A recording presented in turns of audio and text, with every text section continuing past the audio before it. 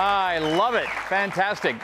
Good evening once again, Cougar Nation. Welcome back inside Studio C in the beautiful BYU Broadcasting Building on the BYU campus here in Provo, Utah. It's our Week 6 edition of BYU Football with Kalani Sitake, your exclusive weekly look inside the Cougar football program. We are joined here in Studio C by a live audience.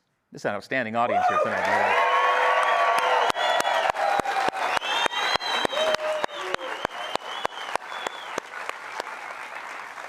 If you haven't come to the show before, fix that and join us next week, why don't you? Thank you for tuning in live or on demand on the BYUtv app, ESPN Plus, and BYU Radio. Coming up on this evening's program, we will, among other things, look back on a Friday night win over West Virginia. Deep Blue will feature running back Sione Moa. Wideout Parker Kingston is our special guest here in Studio C. We'll have some BYU football trivia and preview this Saturday night's showdown with Arizona. Well, speaking of Arizona was game number 1 for Kalani Sitake back in 2016. He won that game, and he's gone on to win 76 more times as the head coach of your BYU Cougars. Let's bring him on out. He's Kalani Sitake.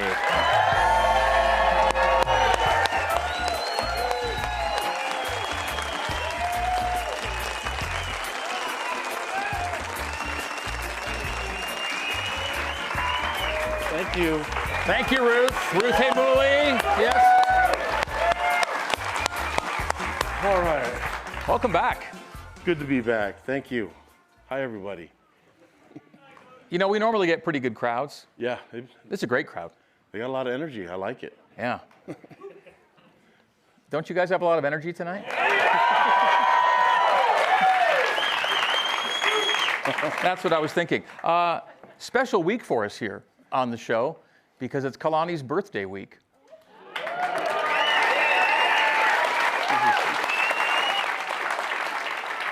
It's just payback because I mentioned your birthday a couple weeks It's true. ago. We did have the opening show on my, not just any birthday, is it? No, I'm officially an old man Friday.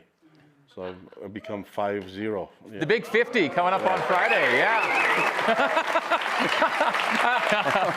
they were like, ooh. Oh. Yeah, everybody's like, oh, it's all downhill from here. Got pretty now. ugly there for a second. Didn't expect that. This will cheer you all up. After the show, for those who are in the studio audience, after the show, ice cream in the lobby tonight. Birthday ice cream in the lobby.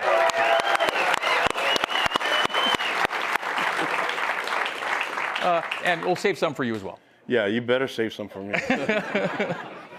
What's your flavor, by the way? Sitake Road, right? Yeah, I mean, anything with chocolate in it I'm going to like. But honestly, there's not an ice cream I don't like. So. True enough. But you do have, as the head coach of the Cougars, an ice cream flavor named for you at the creamery, and it is Sitake Road, right? Yeah, I got a lot of them in my freezer, too. you probably get hooked up with that. Yeah. All right. Hey, we're coming off another Friday night win at LaVell Edwards Stadium. I think it's your 4th straight Friday win. These Friday home nights have become pretty special. Yeah, I mean, I think from the Colorado game, we wanted to get back on the field again, and the guys had a lot of urgency to play, and just be in front. It was good. We were gone for a couple weeks, and it was just good to get back home in front of our home crowd, and you know, had some light rain, and so it was a lot of fun. But the energy, the crowd, I mean, it was awesome again. Another sellout, and you know, I thought we did enough to get the win, but I wanted to see us play better. But that's okay. I think it's okay if we get spoiled that we want to win better. You know what I mean? So but that's a good sign, and I think the program's doing some great things, and it just speaks to the leadership that we have on our team and the coaches that work so hard for it.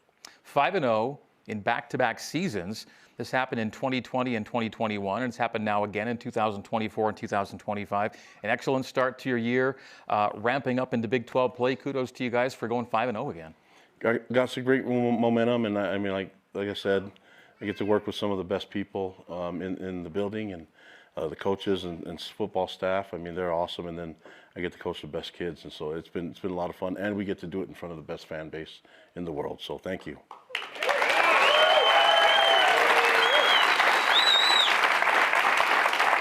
Well, One of those kids you just mentioned has won the Big 12 Freshman of the Week award for a third time in his 5 starts, second consecutive week. They may just have to name the award for him by the end of the year. Bear Bachmeyer wins the award again. What an outstanding start to the year and the career he's had. Yeah, great job. I mean, let's just keep him humble, you know. And he's so I need to not prop him up like that. Okay. I do like that he's human and he made some mistakes and he turned the ball over a little bit, but what I like is the response afterwards. Like after the interception, next drive touchdown. After the fumble, next touchdown drive. Next drive was a touchdown, and I just like his demeanor during the game. I think he's always he's never too high, never too low, and he's always trying to find ways to learn and get better. You'll find him on the sideline looking at the tablet and trying to see where he could have done better, even on a scoring drive. It's awesome. It's awesome to coach young men like that. So he keeps winning the Freshman of the Week award, so we're always reminded of the fact that he's a freshman. But other than that, he's kind of just like another BYU quarterback at this point. You're not thinking about him as the true freshman BYU quarterback. He's kind of just your guy now and playing like a veteran. Yeah, and I think everybody's kind of moved on from that. Even in camp, once we named him the starter, we had things that we want to accomplish and goals and expectations that we have of that position. And so he's done everything, including hard work to get to where he's at. But we still have a lot of room for improvement. And not just with the quarterback position, but that's with every position in all 3 phases. And so I'm fortunate I get to coach wonderful people that want to get better, and you could tell that they want to perform better than what we did last Saturday. But I had to remind them, and this is after I gave them some correction too. But I had to remind them that you have to celebrate the wins and you have to have fun with the game. I mean, I think sometimes if we were just expecting perfection, we can be in deep trouble. So we've talked about overcoming any adversity with energy and effort and positivity, and these guys have done that. But I also don't want to have too much adversity. So especially ones that we can control ourselves, and hopefully we can get that done in this game against Arizona on Saturday. You are headed into a really tough stretch. Of course, when you get into the heart of league play, that's going to happen. There are ranked teams. There are nationally prominent teams. This is a really important month for BYU. Every game means a lot, and you're only focused on Arizona. But it's quite the grind you got coming up. Yeah, I think the goal is just focus on what we have to do right now, today. We can't think about even tomorrow. We got to take advantage of the opportunity, the time that we have now in practice. Today was a great practice, with in all 3 phases. I just like the way the guys get back to work and the energy that they brought to practice. And so if we can keep doing that throughout the week, I feel really good about what's going to happen on Saturday. Football is a violent sport, a tough sport. Guys leave the game. Some come back that game. Some have to take some time off. You're dealing with a few bumps and bruises right now. How do you feel about your team's health going into this stretch ahead? Yeah, I mean, everybody's dealing with bumps and bruises and unfortunate injuries, and so we're no different. We have injuries on the team, and we'll have to rely on some depth to get us through it. But the one thing I do love about, if we're talking about the linebackers, when Jack and Isaiah went out of the game, they kept leading and they kept talking to the team. They still have a role, even if they can't perform on the field. Their role is still to lead and help the team and help the young guys. And I thought guys like Ace Kaufusi and Miles Hall came in and did a great job, and Max Alford and Ciale Serra. Those guys did a great job taking over when we lost those 2 backers. And we're evaluating it, and then we'll see what happens this week. But I think those guys want to compete and they want to play, but we need their leadership regardless if they're able to go on the field or not. All right. For a second consecutive season, BYU is indeed off to a 5-0 start to the season. The Cougs, one of only 2 Big 12 teams that are undefeated on the year, and one of only 4 Big 12 teams still perfect in conference play. BYU stayed undefeated with a 38-24 home win over West Virginia last Friday night. Let's take a look back at highlights and stats. Game highlights presented, as always, by Waystar. Take a look at a few different elements, and one of them would be, Chase Roberts, career-high 161 receiving yards on the night. He had an 85-yard reception that came with a lot of yak yards. You're going to see that right here. That's the 5th longest catch in BYU history. He had the 5th highest single-game yards per reception at 40.3 yards per catch. He's caught passes in 41 games. That's 4th most at BYU. He has a reception in 31 consecutive games. That's 8th most at BYU. Yeah, I'd take him over again if he had another year. So if we could find another year of eligibility, that'd be great. But we talked about leadership. He's one of the best leaders on our team, and he does it with the ball in his hands. But what I love about it is you'll see him doing the dirty work too, and being able to block for his teammates, and he's always about positivity, and he's just leads the way with his example. So Chase has done a great job for us, and I love the relationship that he has with all the other players, and specifically in the receiver room. He has a great relationship with Parker Kingston and the rest of the guys, and that team is doing some great things with a true freshman at quarterback, mostly because of what Chase has done as a leader. Glad you mentioned Parker. We're going to look at him next.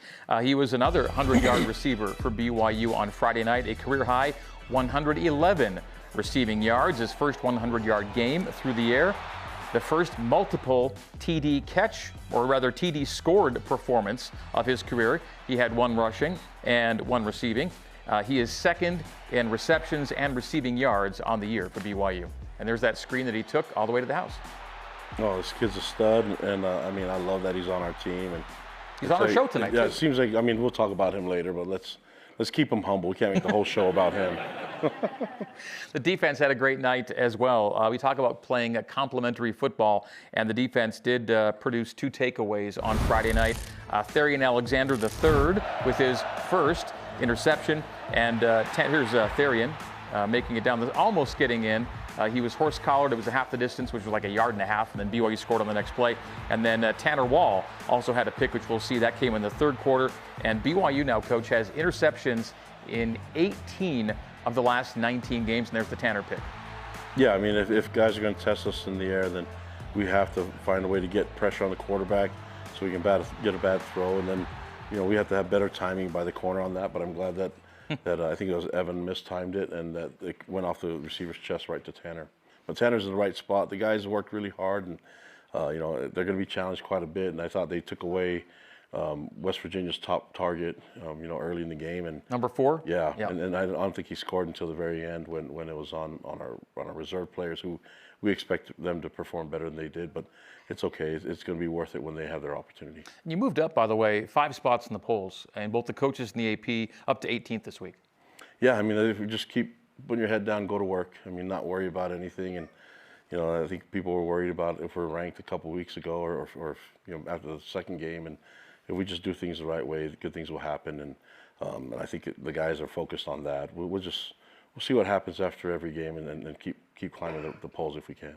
Let's take a look at last week's momentum moment. We called it in the 4th quarter with BYU leading 31-17. This is a scoring drive. We're going to see plays from this drive.